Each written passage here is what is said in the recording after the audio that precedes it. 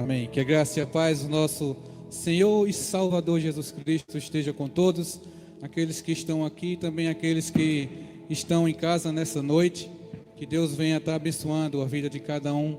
Deus venha estar nos proporcionando momentos de estarmos em comunhão com Ele, porque, como já foi falado aqui nessa noite, estamos um pouco impedidos de estar em comunhão com a igreja fisicamente, mas Deus ele tem nos proporcionado outros meios para que a igreja viva em comunhão. Então só temos a agradecer a Deus por essa rica oportunidade que Ele tem nos dado nessa noite. E eu gostaria de convidar os irmãos a estar abrindo as suas Bíblias, tanto os que estão aqui, também aqueles que estão em casa nessa noite, aqueles que ainda não pegaram a sua Bíblia, que peguem nesse momento, e vamos meditar um pouco na palavra do nosso Deus. Vivemos um tempo onde a incerteza, ela continua nos arrodeando. Eu estava lembrando, enquanto os irmãos estão pregando suas Bíblias, eu quero só comentar um assunto rapidinho. Enquanto há mais ou menos 15 dias atrás, a expectativa era que de hoje a igreja estivesse aberta. Eu estava conversando com o pastor Eri, e ele estava me informando que eu ia estar aqui pregando no culto de ceia. E o culto de ceia estava programado para domingo passado. E em menos de 8 dias foi mudado toda a nossa situação, onde foi mudado o horário do culto para as 3 horas da tarde, e não pudemos estar aqui durante a noite.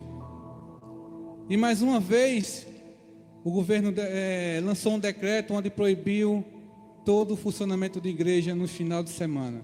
Então você vê que nós estamos fazendo os planos, mas esses planos não estão sendo concretizados. Esses planos não estão indo conforme o que nós pensamos, o que nós queremos. Então estamos vivendo um tempo, muitas vezes de insegurança, de incerteza, mas estamos vivendo esse tempo na presença do nosso Deus. Isso é o mais importante.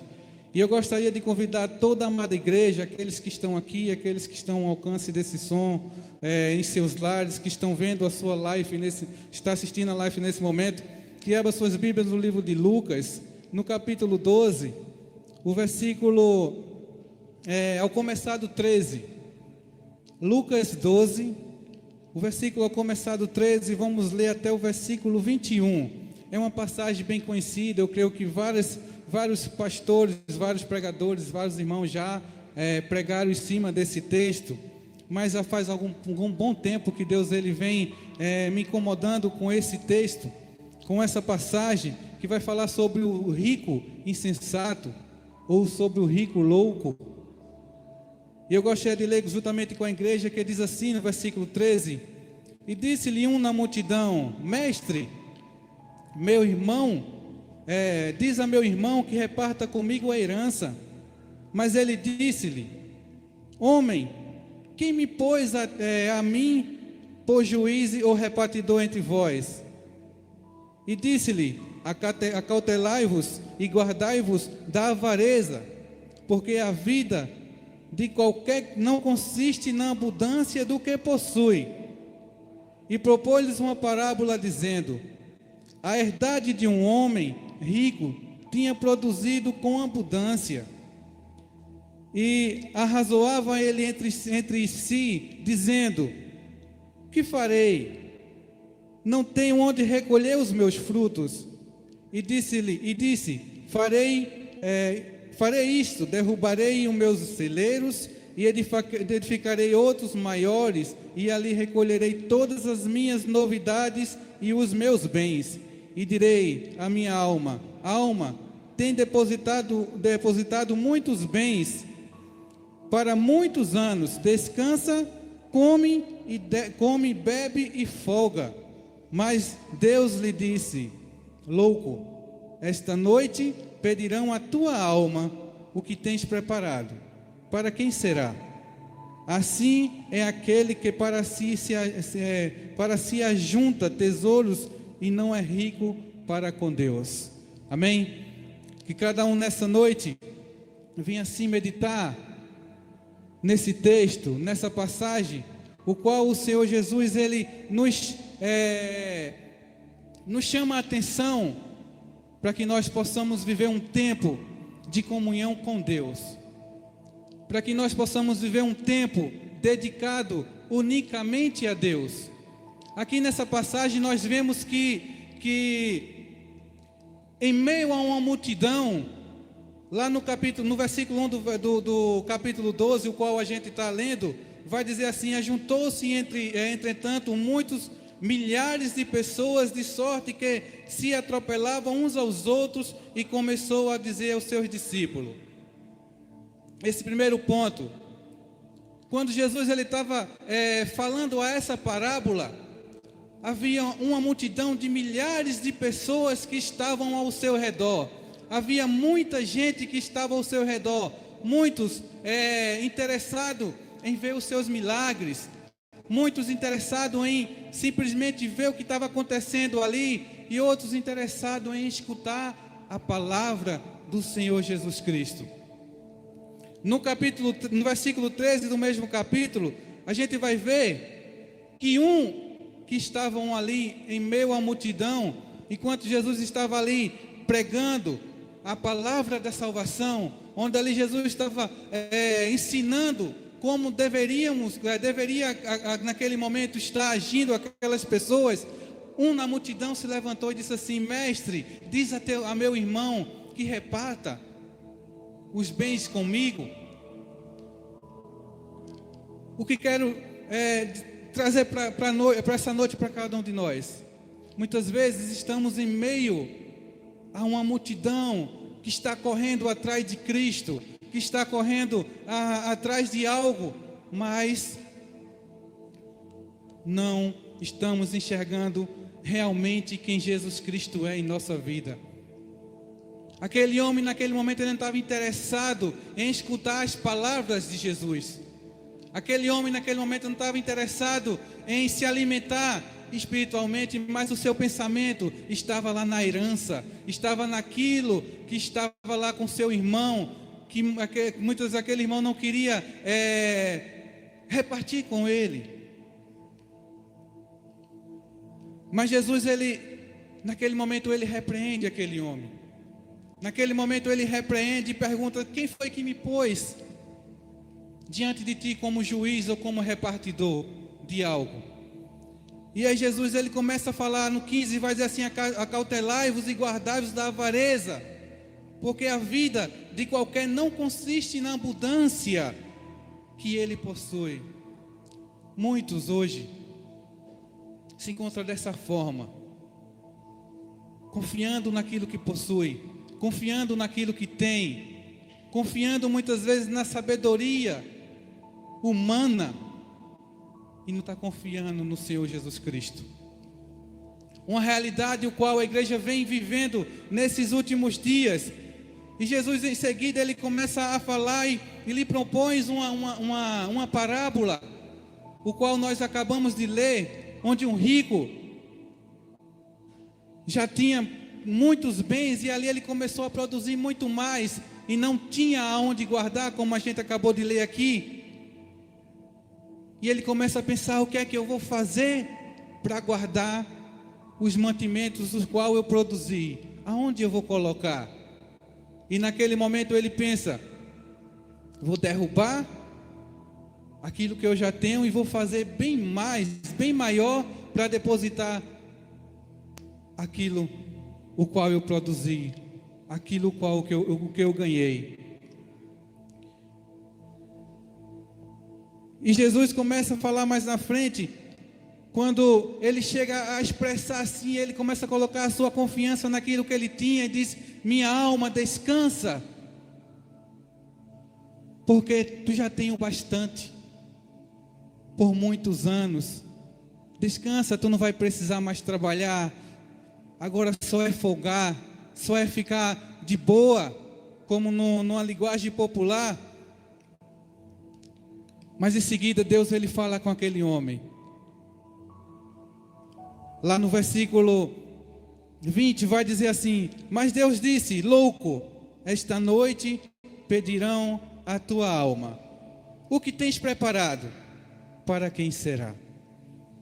Aquele homem, ele tinha depositado toda a sua confiança em seus bens, achando que o dia de amanhã lhe pertencia, achando que daqui a um mês ele poderia estar vivo e usufruir daquilo que ele tinha plantado. Mas não é uma realidade do ser humano, porque nós estamos vivendo hoje, mas não sabemos se vamos estar vivo no dia de amanhã. O irmão Gilmar estava aqui em um dos louvores falando sobre o fim dos tempos, sobre o que a Bíblia vem relatando que iria acontecer nos finais do tempo, e hoje a gente abre os olhos e começa a enxergar tudo que está acontecendo, está na Bíblia. Guerras, rumores de guerra, pai contra filho, filho contra pai, peste, terremotos, é o que mais que a gente vê. Nós estamos vivendo uma pandemia, onde assola toda uma humanidade. Então, irmãos, o que é que muitas vezes estamos fazendo? Estamos dormindo em pé. Jesus está à porta. E o que nós temos feito? O rico naquele momento, ele procurou de uma forma depositar sua fé, sua esperança em todos os seus bens. Da mesma forma se nós focarmos a nossa vida em riquezas e bens, nós vamos se distanciar de Deus. Porque a partir do momento que nós começamos a focar a nossa vida, o nosso pensamento em coisas que não edificam a nossa alma, nós começamos automaticamente nos afastar de Deus. Isso é uma realidade. E quando a gente acordar, já estamos bem distante de Deus. Diferente aqui desse rico, eu quero fazer uma pergunta a cada um de nós nessa noite, também serve para mim. De que forma nós estamos enchendo os nossos celeiros? De que forma esses celeiros, o qual o Senhor nos deu a oportunidade, que é o nosso coração, que é a nossa mente, de que forma nós estamos enchendo os nossos celeiros? Estamos enchendo esse celeiro da presença de Deus? Estamos enchendo esse celeiro lendo a palavra de Deus? Estamos enchendo esse celeiro em jejum, em oração? Ou estamos enchendo esse celeiro simplesmente com aquilo que a vida está produzindo, bens materiais, riquezas, oportunidades que muitas vezes está nos distanciando de Deus? O que nós estamos enchendo nossos celeiros? Há um tempo atrás, na primeira etapa, o qual o governo fechou todo o estado, muitos começaram a chorar. Mas por que fechou a igreja? Mas por que fechar a igreja? E muitas eu escuto até hoje, muita gente diz assim: a igreja é essencial, e mata e morre por essa opinião. A igreja sim é essencial. Mas muitos naquela primeira etapa começaram a falar: a igreja não deveria fechar, e quando a igreja abrir, eu vou estar louvando a Deus melhor, eu vou estar glorificando o nome de Deus, eu vou estar presente nos cultos, eu vou estar buscando mais a face de Deus. A igreja abriu, o governo relaxou e as igrejas começaram a lotar novamente. Eu te pergunto: você cumpriu aquilo que você prometeu a Deus? Você cumpriu aquilo que você muitas vezes estava falando com seu irmão que ia fazer? Muitas vezes estamos sendo hipócritas. Estamos falando, achando que somos santos, mas na hora que precisamos realmente mostrar que somos cristãos, estamos relaxando. Estamos fazendo a obra de Deus relaxadamente. Estamos enchendo esse celeiro de forma que não estamos nos alimentando espiritualmente dos seus celeiros. Mas para que ele enche? para que no futuro ele venha se alimentar daquilo que está cheio o seu celeiro. Da mesma forma, é o cristão. Nós temos que depositar em nossos depósitos, em nosso celeiro, aquilo que vai nos manter mais próximos de Deus. Nós temos que depositar em nosso celeiro aquilo que vai nos alimentar espiritualmente. A internet está aí, é muito boa, o qual nós hoje estamos usufruindo dessa tecnologia, mas essa mesma internet, se não for bem usada, ela acaba casamento. Ela desvia muitos cristãos para o mundo. Ela faz com que muitas pessoas percam o emprego, porque não sabem usar adequadamente. Nós temos que encher esse celeiro, assim como esse rico aqui, ele encheu com todos os seus bens, com tudo aquilo que ele possuía, ele encheu os seus celeiros. Nós temos que encher os nossos celeiros com aquilo que nos edifica, com aquilo que vai nos manter firmes perante Cristo. E muitas vezes nós estamos dando prioridade às coisas, os bens materiais, estamos dando prioridade àquilo que não nos edifica. E Deus? Onde é que Deus está nesse meio? Deus, ele começa a ficar em segundo plano. Eu volto mais uma vez a falar a questão dos fins dos tempos. Eu ficava me perguntando em casa, meu Deus, qual palavra que o Senhor quer que eu venha a estar ministrando, qual palavra que o Senhor quer que eu venha falar. E muitas vezes Deus estava no meu coração com essa palavra, mas eu falei, mas Senhor, a igreja hoje precisa de uma palavra de que venha ter a certeza que a cura vai chegar, que a bênção vai chegar, que o milagre vai chegar. Mas Deus começava a falar no meu coração, o que adianta uma cura física se não há uma cura espiritual? O que adianta uma cura o qual o corpo ele vai ser sarado e a alma vai continuar doente, distante de mim?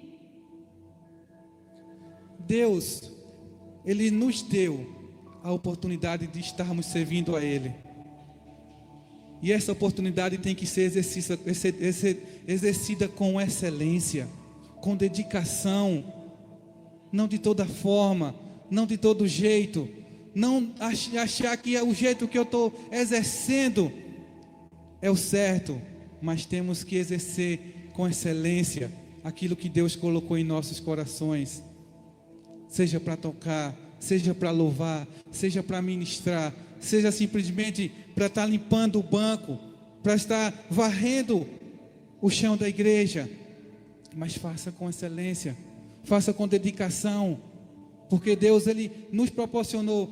O pastor ele falou aqui nesse momento que hoje se foi mais um pastor, então ninguém está livre dessa doença, ninguém está livre da morte. Estava falando esses dias com um colega meu, o qual trabalha numa funerária. Estava conversando com ele, a morte é algo, sei lá, não tem nenhuma explicação. E ali a gente estava conversando, hoje a gente está conversando aqui, mas eu não sei amanhã se eu vou estar aqui novamente ou se eu vou estar dentro de um caixão. É uma realidade o qual nós vivemos. Hoje nós estamos vivos, mas amanhã, o que temos para amanhã? Tem um louvor que diz, porque Ele vive, eu posso crer no amanhã. A gente pode crer, mas quem dá a certeza do dia de amanhã é Cristo. O dia de amanhã pode vir, mas eu não sei se eu vou fazer parte desse dia de amanhã.